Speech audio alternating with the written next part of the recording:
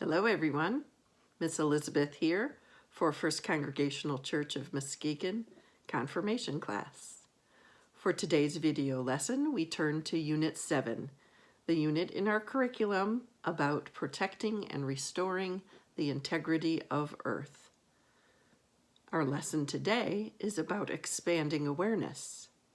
We're following the Progressive Christianity curriculum that First Congregational Church has purchased, although we do not own the copyright to this material. Despite the appearances of differences and separateness, there is unity in divine creation, and we can become aware of that unity. Our affirmation is, I am a part of all creation. Earth, its beauty, our connectedness to it. There are so many astounding facets to our experience of divine creation. I especially like these lyrics from Pierpoint's hymn called For the Beauty of the Earth. For the beauty of the earth, for the glory of the skies, for the love which from our birth over and around us lies. Lord of all, to thee we raise this our hymn of grateful praise. Here's some more quotes. The universe is the harmonious interaction of all the elements that create balance and harmony. The word universe literally means one song. That was from Deepak Chopra.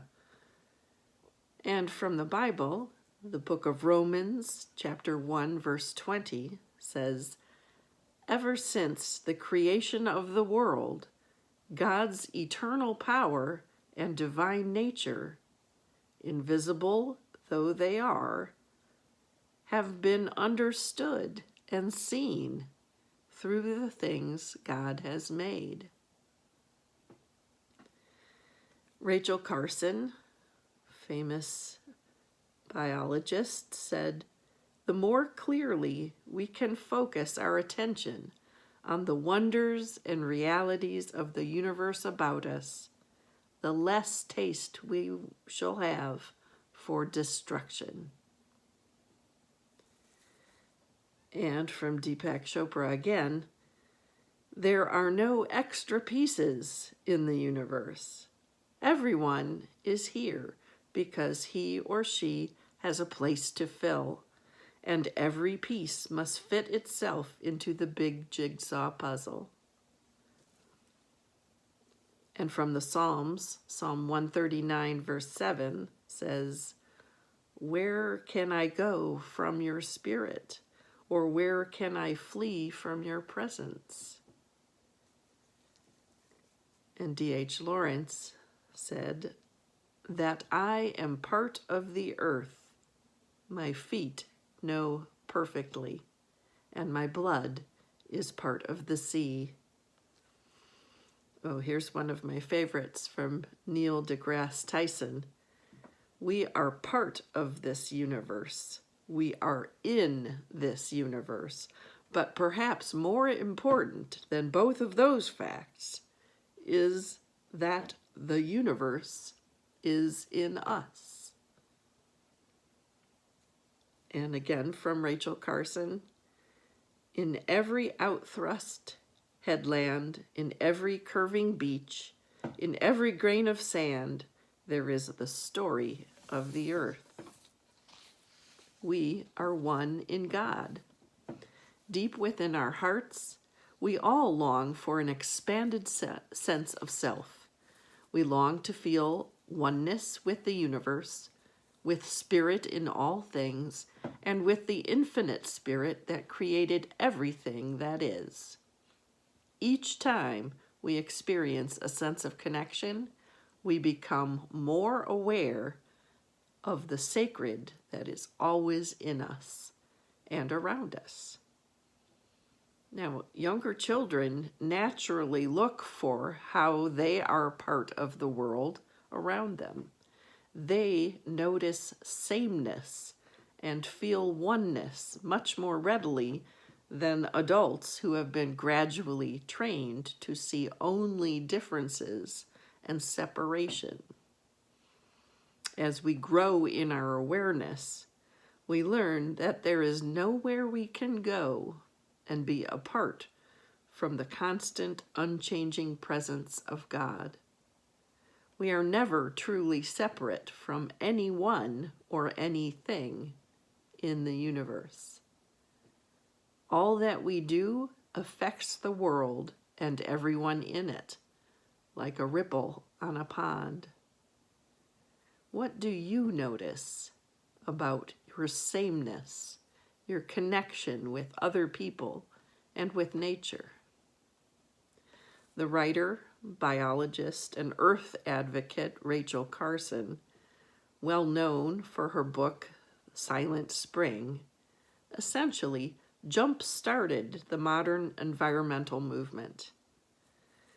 Rachel Carson believed that all life is interconnected. Animals and plants may seem separate, but they depend on each other in one large ecosystem. When a leaf falls from a tree, a worm eats it. A robin may come along and eat that worm. The robin lays eggs and passes along what it ate to the baby robins. The ocean waters are home to millions of tiny sea creatures that drink the water, fish that eat those little creatures, and bigger fish that people eat.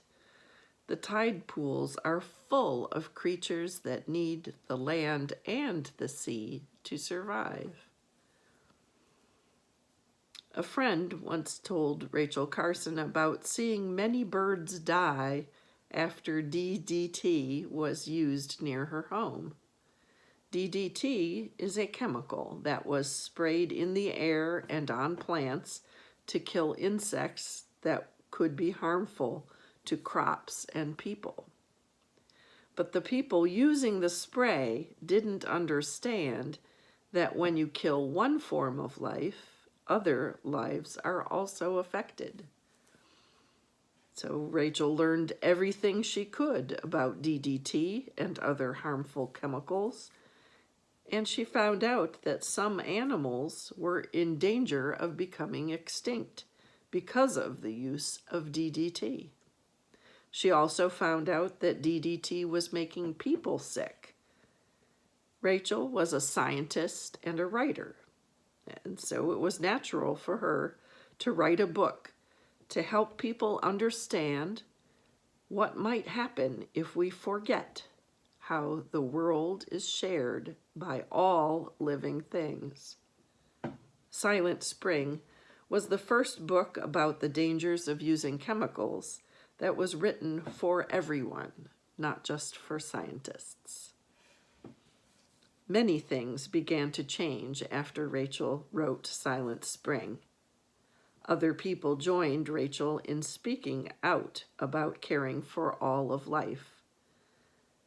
People started to use chemicals differently, and some laws were changed to help protect the natural environment.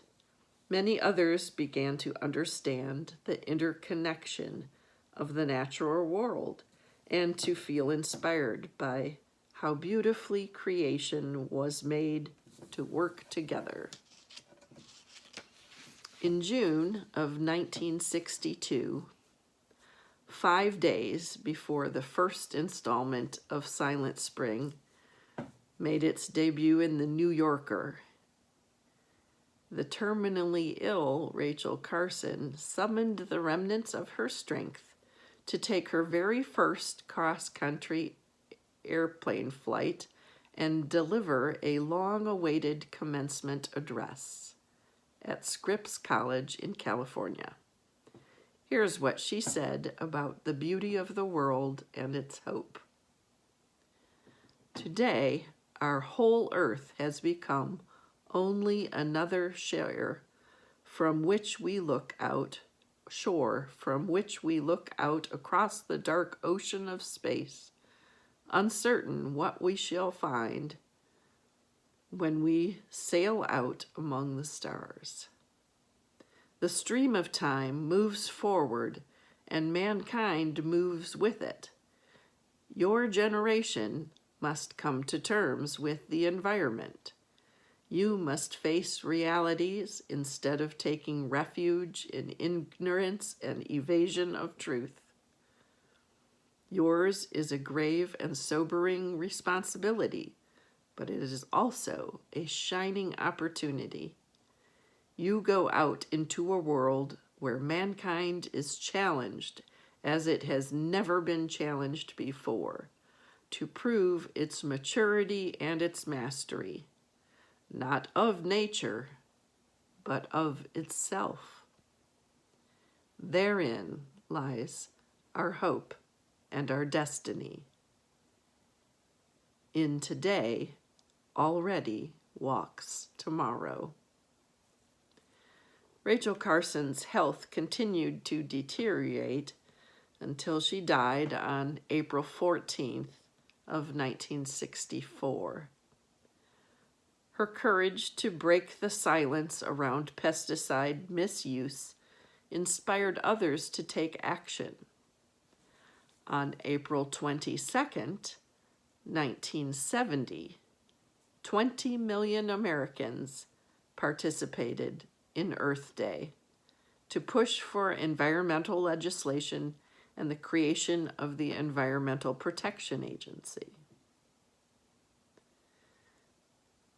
Author Gabriel Bernstein says, "Own your joy so that you can be happier and bring more energy to the world. That ripple effect works on a quantum level. It brings about changes in the world." For those of you who are joining us in the FCC Youth virtual hangout session later today, I can't wait to hear what ripples you're making in the world. Thanks for joining us. See you next time.